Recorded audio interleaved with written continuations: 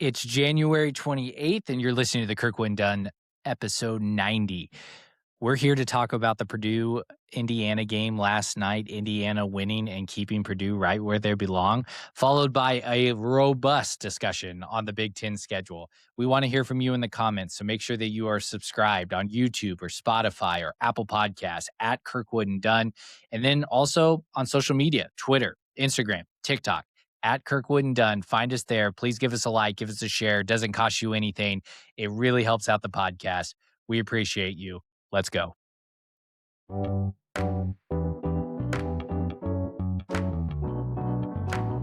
Powered by Riverside.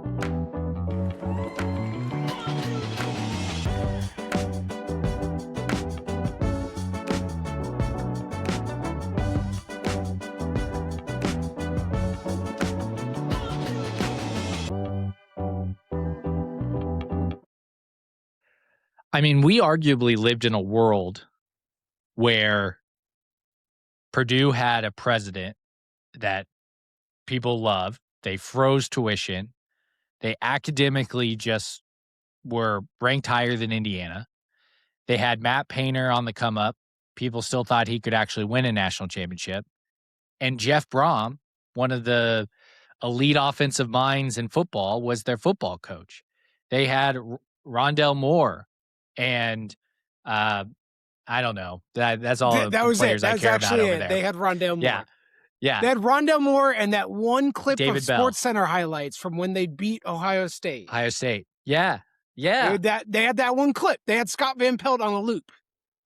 I just thought of my next video to make a video for it's Andy Bernard in a Purdue thing, and it's clips of that era. And he's like, did we know? I wish somebody would tell we me would about know the we good were in the good times while we were in them. Because Purdue has completely just nosedived off of a cliff, and their rivals are not only ascending high to where they were, but ascending way higher than they ever have thought so. I saw it today. It was like the Purdue dynasty has come to an end at the hands of Connor Enright and Nick Dorn banging threes on them. What an end of an era. Congratulations. You got Zach Edey to the national title game and then lost in basketball. You're going nowhere, Purdue, anywhere fast. You might actually get way, way, way, way, way, way worse. Tim, it's bad. Like, can you imagine? Like you live in West Lafayette. How terrible is that? Like you go around town wearing that P on your shirt, and you've got a bunch of people in cream and crimson laughing at you, just laughing. Yeah. How do you show your face anywhere with those ugly black and gold colors, or Purdue Pete's ugly plastic looking face anywhere around town? I don't even care if you're a Purdue alum and you don't live in Indiana, even like you live in Chicago or Denver or someplace else. You're not taking that gear out. You're trading that in for the Patagonia vest. You are rocking Vuori, like something else. You're not wearing Purdue Pete's face anywhere now. That's a face of shame. Thank God they are still freezing tuition, I think. Yeah. Or I don't know, like the opposite effect here. Like with Indiana, our applications are at record highs and it's becoming harder to get into our school. Like the Kelly School of Business changed their admission standards because of the amount of applications they're getting. And like Purdue is freezing tuition. That's what they're doing. Yeah. It's tough. It's a great time. It's a great time to be a Hoosier. It's great to be an Indiana Hoosier, and most importantly, to not be a Purdue Boilermaker. They're in the dumps now. I remember in 2023 sitting there. I had a fever, and we were watching, what's the fat face quarterback that went to the Raiders, Aiden O'Connell, and like them throwing all over us, and I'm like sick as a dog, and I'm just sitting there, and I think they went to the Big Ten championship game that year because it was the last year of the West. And I'm like sitting there going, man, like it'd be awesome to be at like Purdue's level. Dark days. Dark days. Just a week later, Curt Cignetti comes on board. Those words never uttered out of my mouth, but I was saying things like, "I would kill to be Wisconsin," or "I would kill to be Iowa," like, No, I mean, like, Jeff those things, Brom had but it cooking. Like, I don't think we should diminish what Jeff Brom did in that hellhole. yeah, he was a little bit level of competency that they didn't realize they could drop down to when they let him go, but they really did drop down, and now seemingly the glory days for Purdue basketball are on the downswing, and the IU basketball program is on the upswing. So Curt Cignetti paved the way, and now the pathway is so clear for the rest of IU athletics to just be nothing but championship banner raising programs all across 17th Street in Bloomington. So what is your status level with basketball? Let's do a heat check on Great, where great you're at. question. I'm sure there's a lot of fans tune in, talk about football. We're gonna talk about the schedule, as you heard. Like and subscribe, follow us along. But we are an Indiana podcast. We want to talk about basketball. I know it's our secondary sport here at Indiana, but we have to There touch you on are. it. Listen, basketball matters, okay? We're not gonna forget about it. It's now the opposite. Yeah, it's It's the like exact opposite. Can someone please Guys, just talk about basketball every once Just in a while? Can you download the please? schedule to your phone and plan to go to the games. It's totally fun. Hey, listen, the atmosphere was great last night. Everybody was dialed in. Maybe they were a little cabin fever and had to get out, but it was a great atmosphere. All the students really showed out. I thought the crowd was really locked in. We striped out the hall, did accomplish that successfully. I would say my enthusiasm is at a Connor Enright or Tucker DeVries when he's good. It is not yet at a Lamar Wilkerson or Nick Dorn level, because those guys are just walking heat missiles and firing away from three. I won't be there just yet. We're going to need to win a good road game before I get to that level. But it's, what we talked about a little bit with White Boy Rick as the season was sort of getting started, what I've sort of been tweeting around a little bit is the team's has some good players. It has some good options, but it is also a little bit flawed. And, people have been chirping about Reed Bailey, and I get it, but that's a little bit on DeVries, if you ask me. We should not have depended on one big man transfer from Davidson to then play big man in the Big Ten. It's going to be tough for this team. I'm glad that DeVries made the change and got Dorn in the starting lineup. We're going to probably end up going a lot more small ball. We're just going to chuck some threes. And if that means the other team wants to try to pound it down low and hit the paint and try to score twos, cool. Math is going to be on our side, hopefully. So, my season-long prognosis about this team, I think, is really held true, which is if we can shoot threes and hit at a high rate, we'll be in any game. But it also is going to look really weird or bad or clunky if we have a really bad matchup. So I'm hopeful now that I think we can be pretty, I wouldn't say pretty solidly, but off the bubble in terms of making March Madness. And then who knows, right? These are neutral site games against teams we've never played. Perhaps most importantly, Big Ten officials will not be calling our games in March Madness. They switch out to another conference. So I've got a dash of hope that maybe this team can make a little bit of run. When you think about college basketball right now, they are nowhere near the top. Michigan looks really, really good. Nebraska actually looks really good. Duke is really good. Arizona, that's going to be tough. I don't expect any sort of magic to really happen, but who knows? We've got the shooters now, so long term, I feel very good about the direction of the program, and I think last night showed what is possible with this team. And that has been your basketball minute with Tim Byrne. Let's talk football.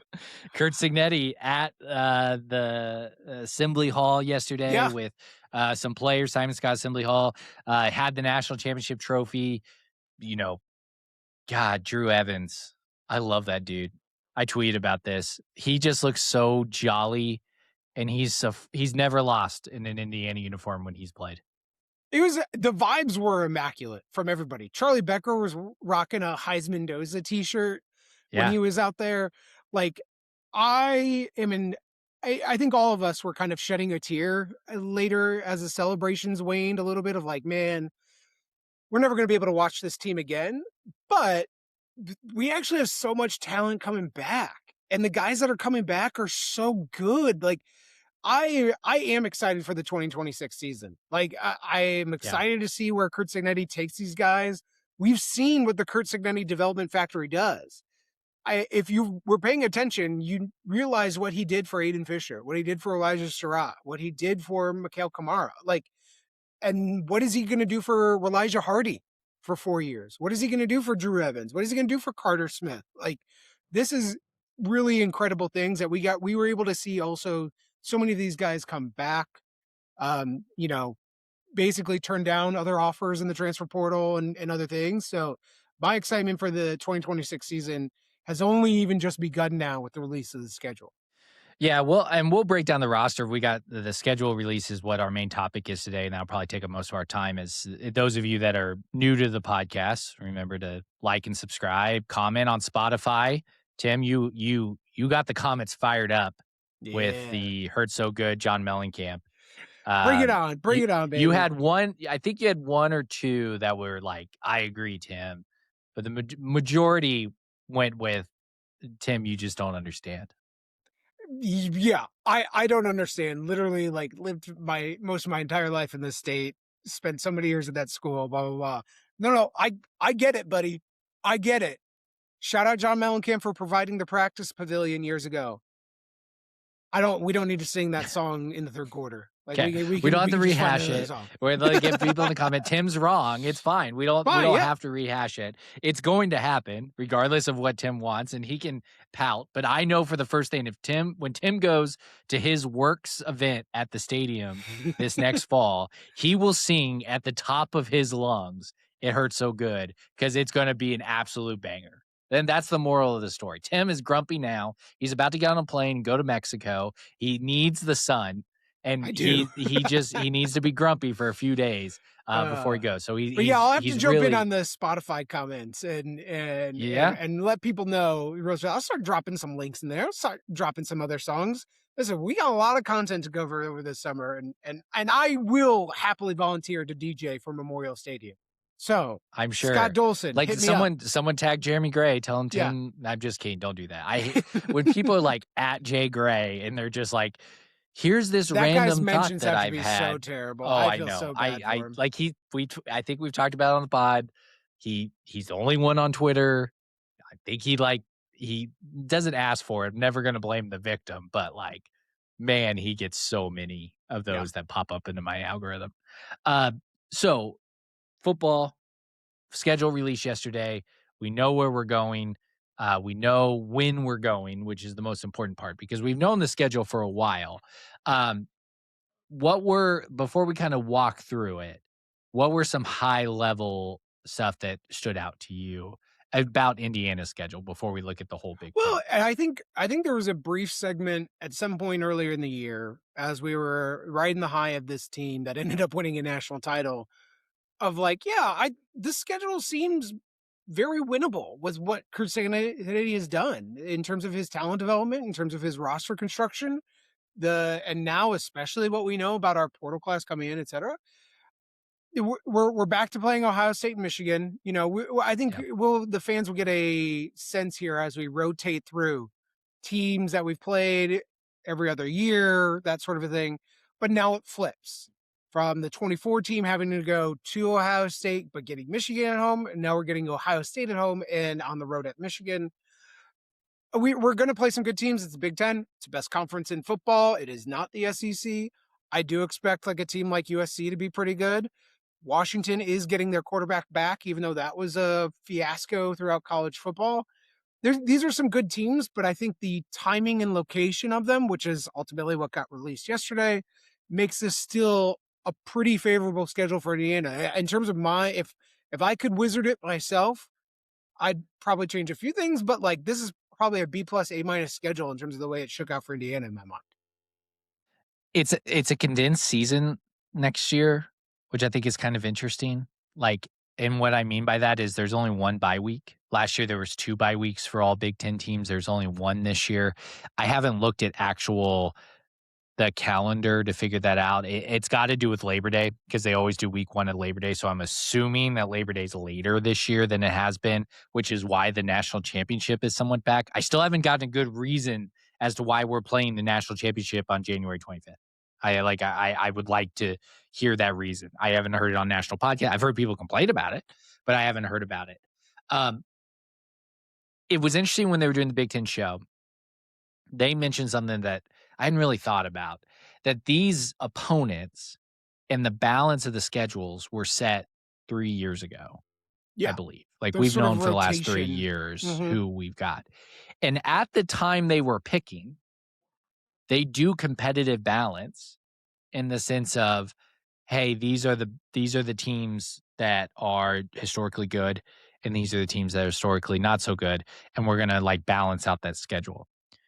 And they mentioned this when it came to Michigan's schedule and Ohio State's schedule, that maybe when Indiana was thrown on that schedule, it was like when Nebraska was complaining that they weren't getting Indiana on the schedule.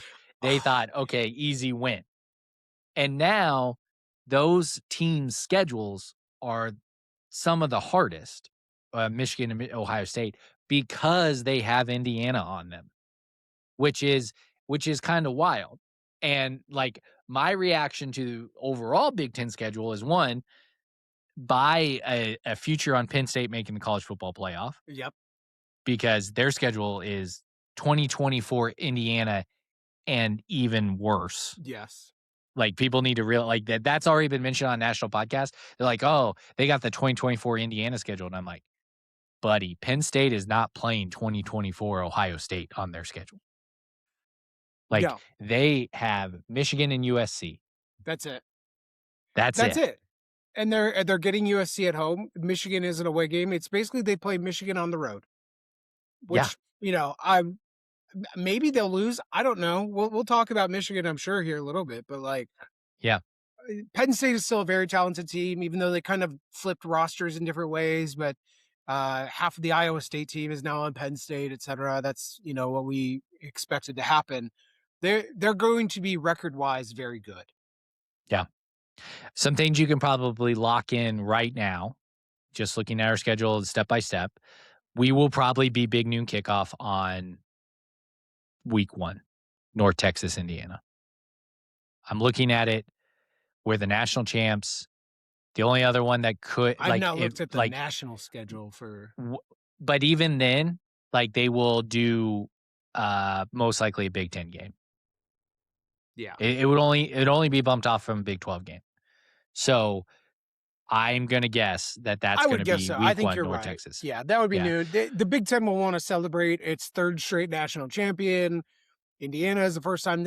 Indiana is going to be a huge storyline. So I would agree with you on that. That it's likely to be the big noon kickoff from Fox. And Wisconsin Notre Dame is your only other one, but that most likely will be an NBC game.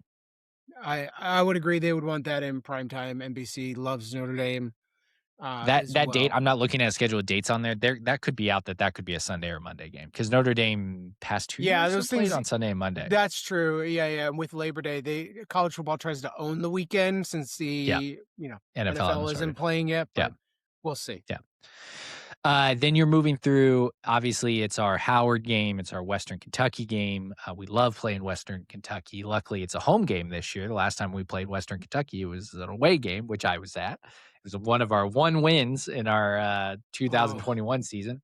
Then Northwestern and Rutgers. Northwestern has the hardest schedule in the Big Ten, I believe. Let's take a look.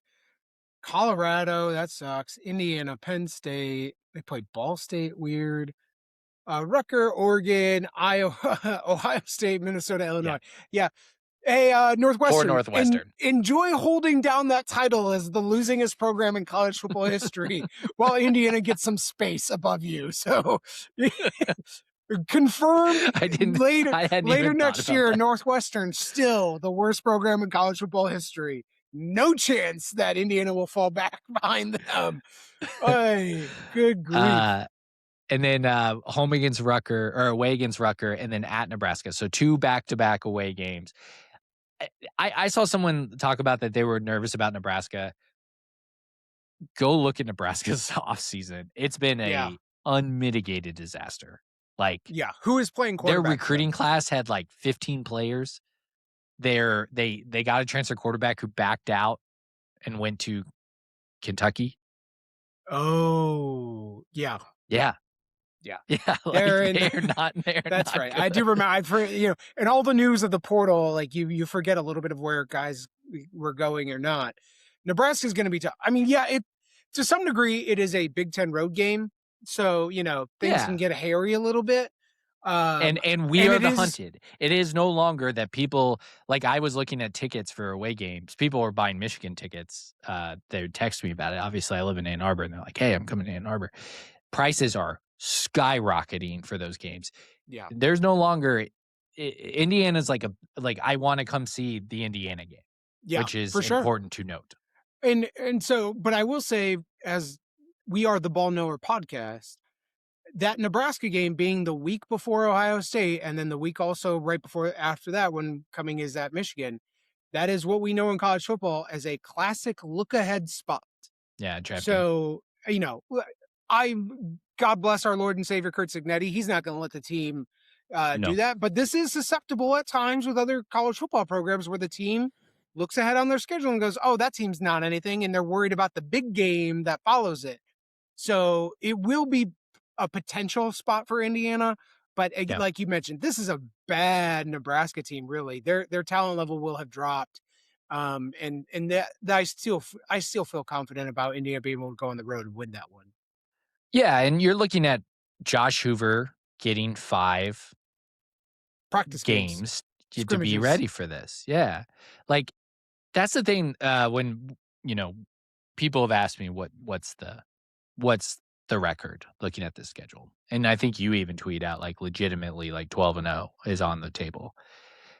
If you get Fernando Mendoza level play, it's 12-0, and it might be a pretty easy 12-0 on some Yeah, level, because I don't have a lot of faith that Washington is gonna be the same team as it was last year after their offseason of turmoil, and then USC always just craps out at the end. So, like, those late games. So then you're looking at Ohio State and Michigan as your, like, the bulk of your schedule and the hardest part. And if Josh Huber is good with the talent we have coming back and the talent coming in, I have no doubt that it's 12-0. yeah. So, my offseason analysis, and I'm gonna say it, we probably should keep track. We like have a record, like put a little counter of every time I say this. It all depends on Josh Hoover. Sure. All of it depends on Josh Hoover. If he is Josh Hoover of TCU, this floor of this schedule is probably 9-3. Yeah, if he's last year's Josh Hoover. 2 years Yeah, ago, I think he was a little 2 bit years ago. better. Now, if you go, that'll be a great like off-season segment at some point. You and I should do a TCU season rewatch somehow, and try to do some Josh Hoover analysis.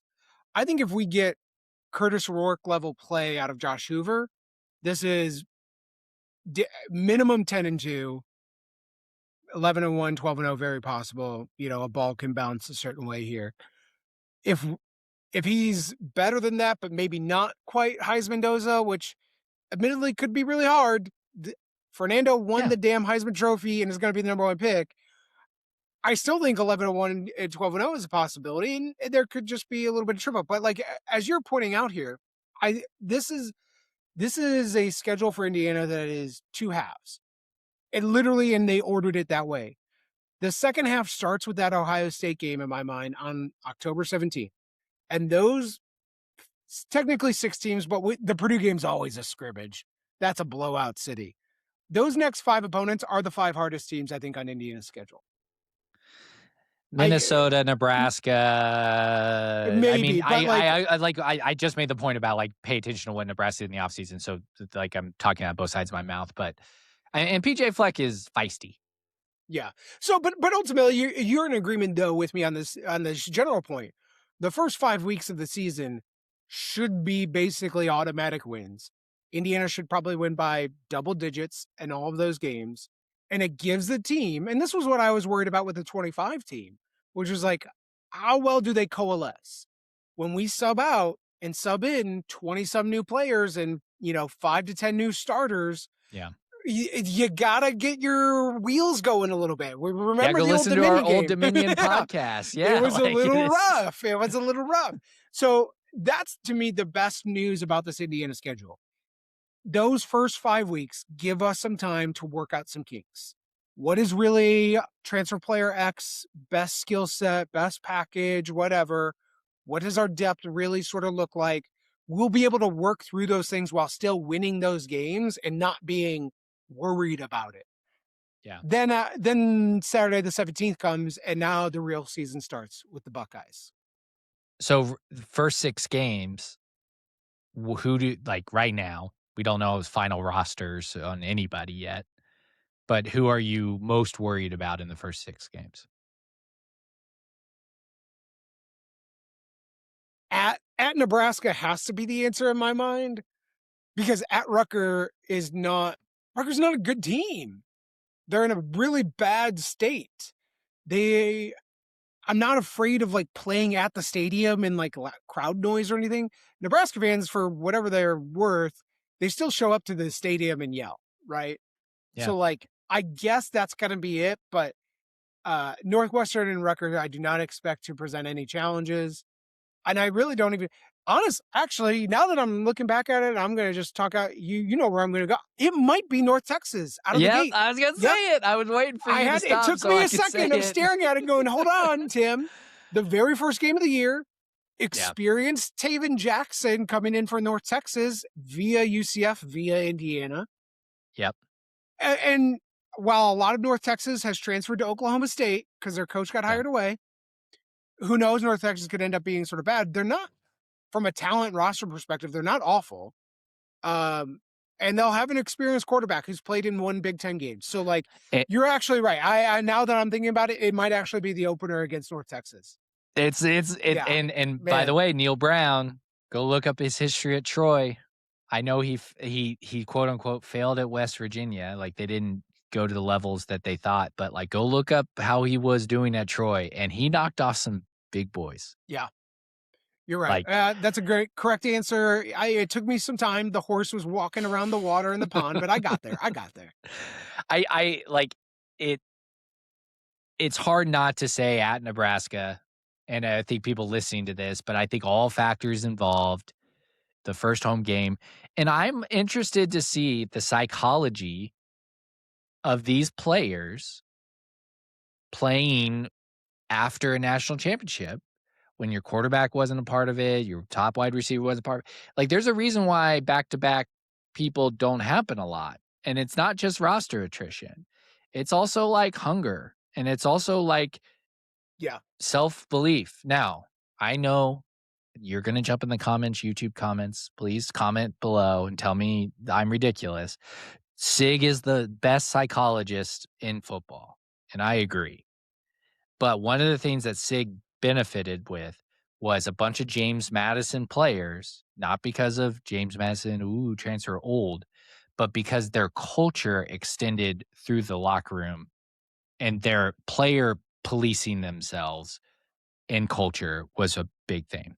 Yeah. Aiden Fisher's no longer there. Elijah Surratt's no longer there. And I mean, it's important. It's going to be guys like that's one thing that felt interesting from the trophy ceremony is who got brought out. I think Carter Smith is now the Pat Coogan. Like, that's the guy that everyone's going to look at as like the leader of this team. Can Charlie Becker be the receiver leader on this team from a cultural perspective? Can Elijah Hardy be that step into that role? Isaiah Jones, like, can those guys do it? Jamari Sharp, can he be D'Angelo Pond's leadership in the defensive back room? Like, that's the type of thing that does matter. And it all came together for Indiana this year. It does matter. So I think that will be interesting in that North Texas game and things to watch for. Okay, Ohio State, Michigan. Let's leave that last because that's our hardest stretch. I think we both agree with that. Minnesota game, I think, will look like the Wisconsin game from last year. Dead tired. How many games in a row is that? 9 straight weeks. 9 straight games. The 2 hardest teams we will have played. That's going to be let's wrap up the 60 minutes. And say what you want about PJ Fleck, say what you want about Row the Boat and make fun of that stuff. The guy, like, consistently has a team that's winning 6 to 8 games a year. Like, they're not awful. Now, has Cignetti whopped those teams every year so that he's been in India? Yes. So, like, I'm not saying it's gonna be a loss, but I think it's something to be mindful that it's our 9th week, coming off of a road game at Michigan.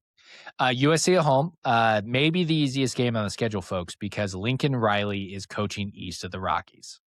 Especially if that's a noon kickoff. Oh, how can I contact FanDuel to let me place a wager right now on that game? Easy money. That's a Actually, money printer you're not go wrong. burn. That would be the one to do, like, do it right now, because I don't think, like, USC schedule. I'm they're I don't know if they're in contention by the time that they get to us, and so, like, that line will be worse by November, whatever, than it Yeah. is right now. I think that's a great idea. Just Yeah. like, can I do a Oh, future line on that right now? cannot wait. At Washington, those of you I've heard a lot. I'm planning on going to Washington. That's my road game. Besides, obviously, Ann Arbor, which is, you know, Down the street. 7 minutes from my house. But the road game at Washington. I love that it's a late game. I know people are, like, kind of upset that's not September in Washington because it's beautiful and stuff like that, but for ticket-wise, again, you go look at tickets for the Washington game, they're super expensive right now. You know what's gonna be a lot cheaper? When Washington has lost to USC. Actually, no, they have an easy schedule. That Well, ticket might I might have to buy early. They do play Iowa, Penn State, Penn State. maybe Michigan State's a win. Eh Uh, I mean, uh, I mean, if the, they're not the, 9-1 by that point, like, yeah, 9 dang. and 1 or better, 8 or 2 or better. They sh- Yeah. they definitely won't have more than 3 losses. So, like, 3 would be a worst case scenario. 2 is very likely. Yeah. Then obviously Purdue. God, Tim, if they don't score a touchdown again. I just actually, I mean, listen, we're going to beat Purdue 50 to whatever every year because that's just what's going to happen now. I would just love for this to stretch over like multiple presidencies because nothing is better than the joke of being like, you haven't scored a touchdown since the blank administration. Like, Oh, man. that would just be music to my ears. I cannot Yeah. wait. I, I almost feel bad for Purdue fans. I think I tweeted this out. Purdue basketball plays at home against Oregon on February 7th. It's their next home game. I almost want to buy a ticket and go up there just to hear them chant "IU sucks" so pathetically. Oh, losers! What absolute losers! They're gonna be so bad again. It's great. It is fantastic. Okay, so let's talk about the 2 biggest games on the schedule, which is Ohio State and Michigan. All due respect to USC and Washington, but those are the 2 biggest ones. There are old Big Ten East rivals. You've got Ohio State at home, which is hands down the biggest game at home in the Curt Cignetti era.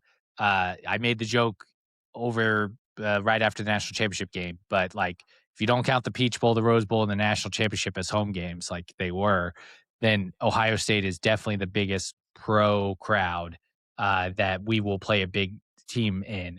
And Ohio State has a new offense coordinator, which is one of the most uninspiring hires I have ever seen. Tim, you and I are NFL guys.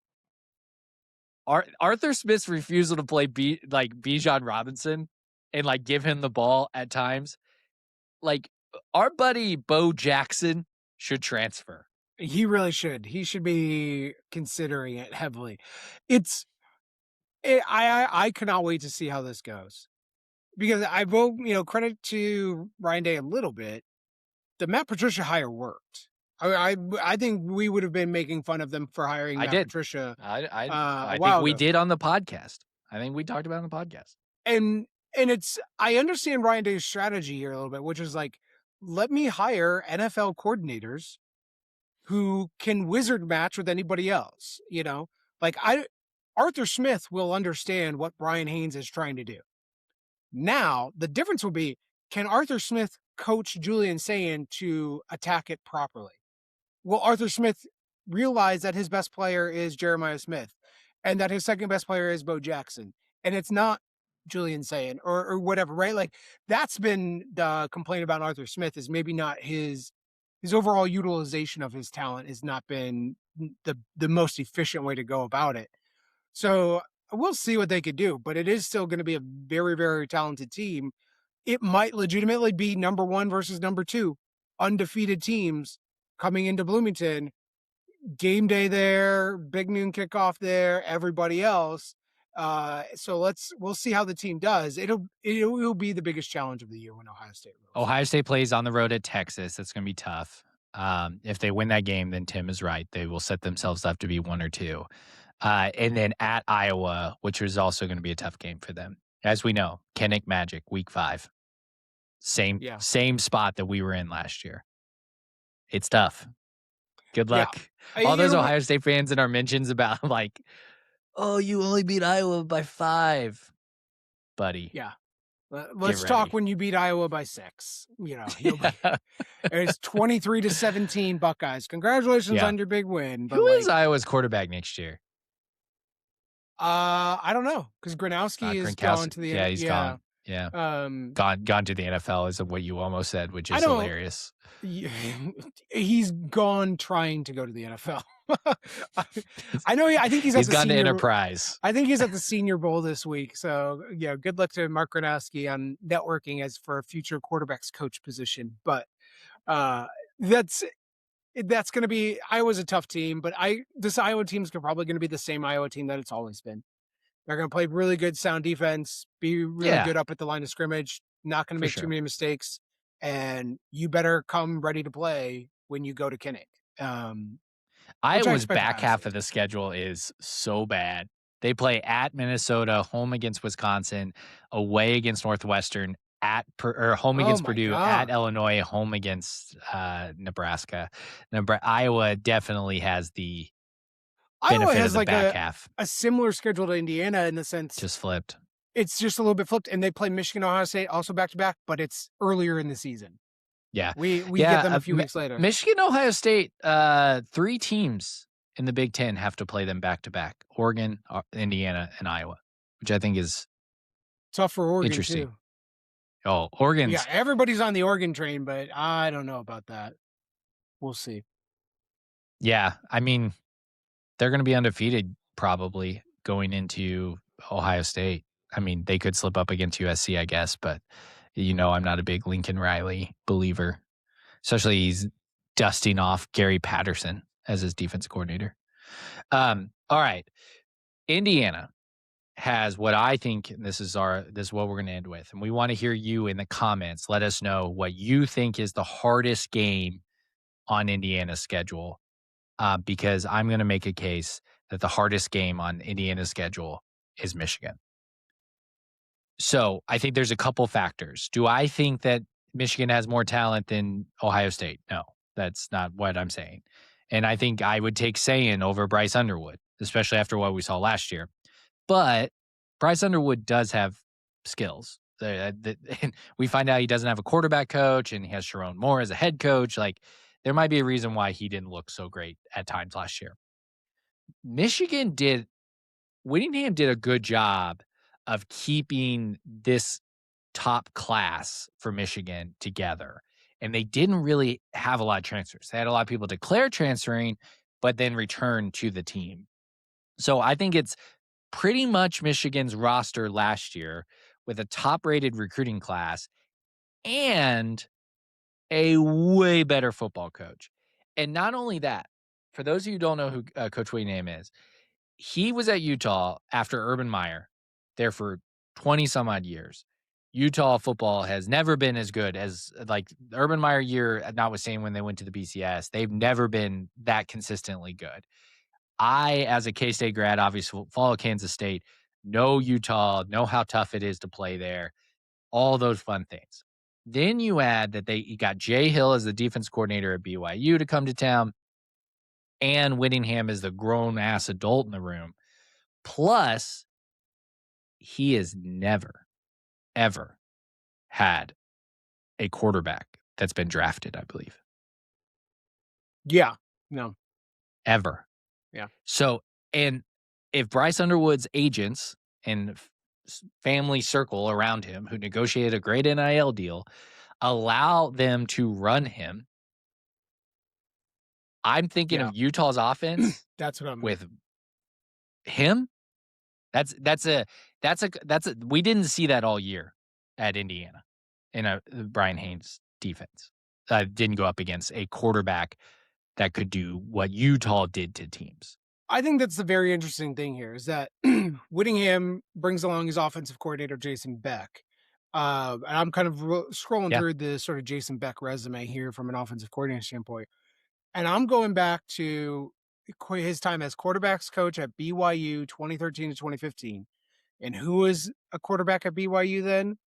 Master utility offensive weapon, Taysom Hill of the New Orleans Saints.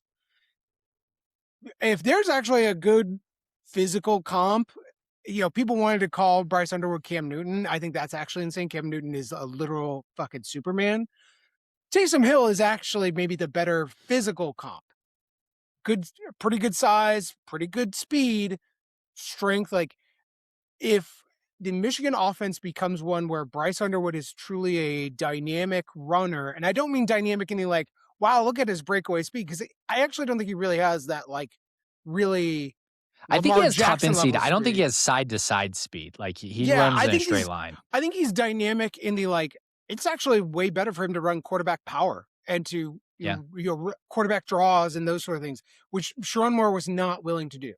And or Bryce Underwood himself was not willing to do. He wanted to maybe try to prove himself as a passer. I don't know. But I would be really fearful of that Michigan game if we start to see Jason Beck make Bryce Underwood a true dual threat, and that their quarterback run game is creating problems, and that opens up then their passing game in other areas. I don't know that he was going to be able to do that with like a Cam Rising and whomever else that was at Utah, but Michigan is going to be real tough.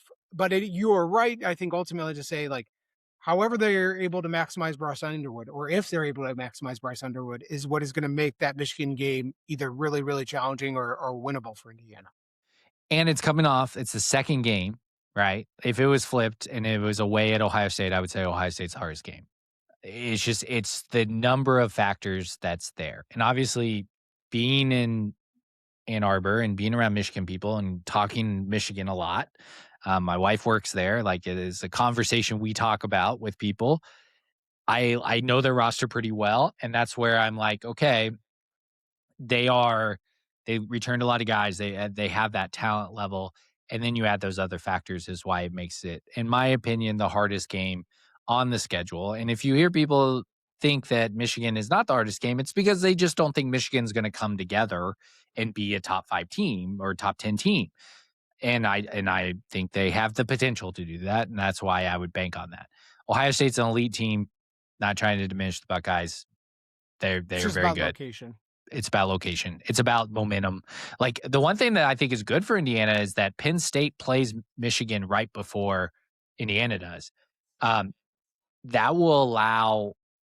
It's not like they're coming off 5 gimmies before they play Indiana. We will see, because there's a lot of talent still left in Happy Valley. Mm-hmm. We will see what Michigan is in that game. Brian Haynes will get that on tape. So I think that is important to note as well. If I'm going to mention about the timing of the schedule, that it works in Indiana's favor that Michigan can't surprise them like maybe a Nebraska could, or Ohio State can. Well, and just we we won't be able to surprise Michigan, because against Ohio State, we're going to have to roll out every weapon we've got, every play that we've got, whatever else. Now, those may surprise Ohio State for Indiana, but by the time we're getting to that Michigan game, I think both teams will have all of their best stuff really out on tape and ready to be prepared. But you're right, like, it's back-to-back weeks. We are going to wrap up that Ohio State game with either a win or a loss, and then we've got 7 days until we kick off against Michigan in Ann Arbor. I'm not going to ask you for a prediction. but floor, ceiling. Ceiling's 12-0. What's your floor? I think by floor, assuming, not catastrophic injury season or something like that, particularly at the quarterback position, um, my floor is 9-3.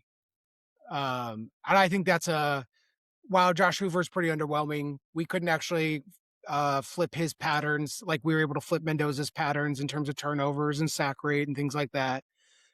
That to me is the floor ultimately. And I want to clarify, Tim was not saying Josh Hoover's underwhelming. He's saying if we were to In be that, at the floor, yeah, in the scenario we where would he be is the underwhelming, 9-3. Yeah. and that's to say, like in the scenario where he is underwhelming, I think we are still 9-3. That the rest of this roster and team and coaching staff are well prepared to beat most of these teams overall. I think the ceiling, of course, is 12-0. Yeah. And I don't know if it's the same 12-0 that we had this year. I think our schedule this season was good, and Oregon depends on how you really feel about Oregon's season. Because the problem is with Oregon's 2025 season was that, well, they really got pretty well manhandled by the best teams that they played. And that really was also like Indiana twice. So how good is our schedule, against Oregon when maybe Oregon, it's this weird sort of reference matching problem, Yep. ultimately in terms of that schedule. But I think 12-0 is absolutely in play for this team. And then it gets really interesting. Like you said, like, well, if we're 12-0, is this a rematch with Ohio State or Michigan in the game?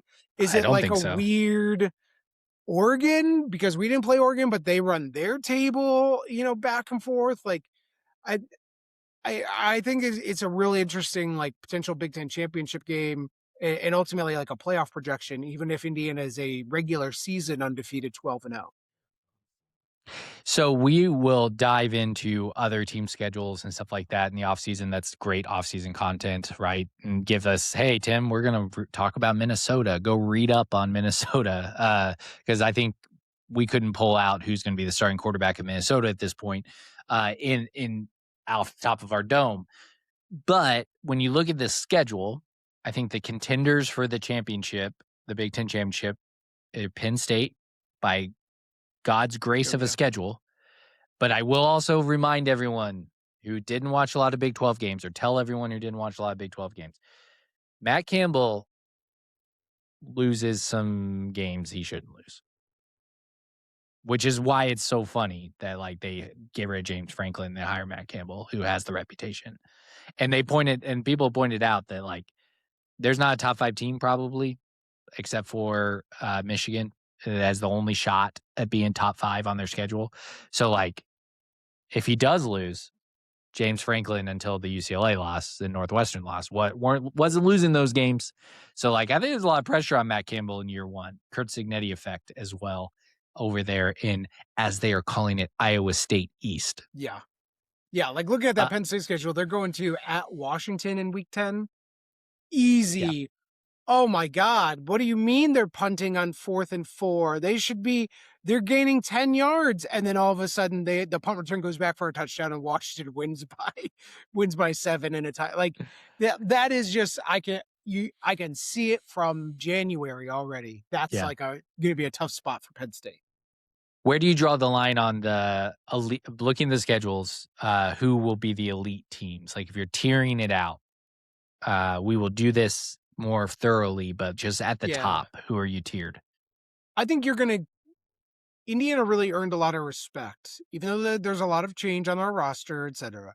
I think Indiana earned a lot of respect with the way they played in the playoff and in the playoff game, in the title game, excuse me. I think Indiana Ohio State will be viewed as a distinct tier of players. You're not putting Oregon in Let's there?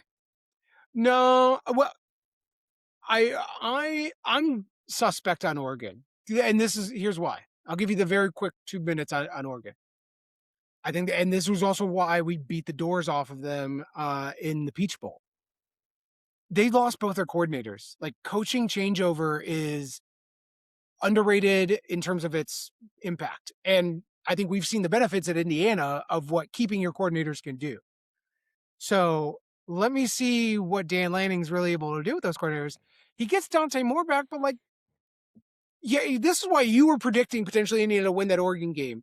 And so it took me a while to come along. Why is Dante Moore good? I don't know. He wasn't good at UCLA. That's why he transferred. He plays pretty well with a very, very talented team against inferior competition. What is the big game that Dante Moore has had? And you're like, yeah, Dante Moore led us to that victory. I haven't seen it. So forgive me for not believing that they're going to do super well. Like, could Oregon slip up at week 4 at USC? 1,000% in my mind. Like, they may end up having the record and may be talked about in that tier 1 with Indiana, Ohio State, because they'll have the record. When we get to the end of the season, Oregon will fall off in my mind. Oregon was super young last year. They did keep they lost some guys, but they kept some talent. And yeah, of course, if Dante Moore doesn't progress, I agree with you. But like another year is valuable. Another hitting that start plateau of what is it? 24 starts is the magic number. He'll hit it this year. I think the problem is their schedule is so backloaded. Like their last 4 weeks at Ohio State, home Michigan, at Michigan State, crossing time zones with Michigan State sucks, and then home Washington. You could tell me they go 1 their and 3, schedule's bad, right? So it's so backloaded. They might be. Look at where their bye is. Look at where their bye is in week 5. Yeah, I can't wait to bet the Oregon season win total under. Yeah, I think it'll be 10.5. Yeah, it'll be 10.5. Maybe 11.5. Yikes city. So I think ultimately, like when we get to the Big Ten championship game, we will think about the 2 best teams as Ohio State and Indiana. Whether or not they play, who knows? That could be weird tiebreaker situations. And then a second tier of Michigan, Oregon, maybe Penn State, maybe USC. But Penn State's going to be there because of the record. Everyone's just going to argue about it because like the record is going to be there. Yeah. But I don't think anybody's afraid of them. No. Who? I mean, is it Rocco Beck? Is their quarterback? Yeah. I'm good. Yeah, I'm fine. Very confident. Like I'm sleeping a full 8 hours. I hope Indiana plays Penn State in the Big Ten championship game. Like that would be fantastic. You want to talk about less stress than the Ohio State game? Like I would take 11-1, 12-0 Penn State any day of the week. Easy. Any day. Easy. Okay. All right. Remember, comment below on Spotify or YouTube. Let us know who you think is going to be the hardest schedule or the hardest game on Indiana's schedule. And then, tell us which Big Ten team you're the least worried about, because we always love to just drag some opponent, and I would like to know that as well. Tim, you're jet setting off to Mexico, going to get some rays, get a bad sunburn. Can't wait for midweek podcast next week when we have to turn the tint down on your camera because you're just going to be rosy cheeked. Hopefully you get some R&R and a good relaxation. For some reason you refuse to do the podcast from Mexico, so I guess I'll try to figure out how to do it over the weekend. I might be 7 Mai Tais in at 9 a.m., so it's going to be that could be a fun, interesting episode. But I hope to be sunburned, dehydrated, and not of a legal driving level at all while I'm gone. Go enjoy Mexico. You deserve it, man. The amount of hate that you got online for 30 days from Miami, Alabama, and Ohio State fans, you need a little bit of a break. But for those of you that are sticking around, we will have an episode this weekend. So tune in for that. Follow at Kirkwood and Dunn. I have been putting out some videos of, hopefully you've enjoyed them. It's so much fun beating Purdue because you get to put out just absolute hate videos on Purdue that people love. So so please go follow us there. And then, Tim, we got a 2026 schedule. We have a lot to talk about. Chapter 3, we're starting. Chapter 3. Go Hoosiers.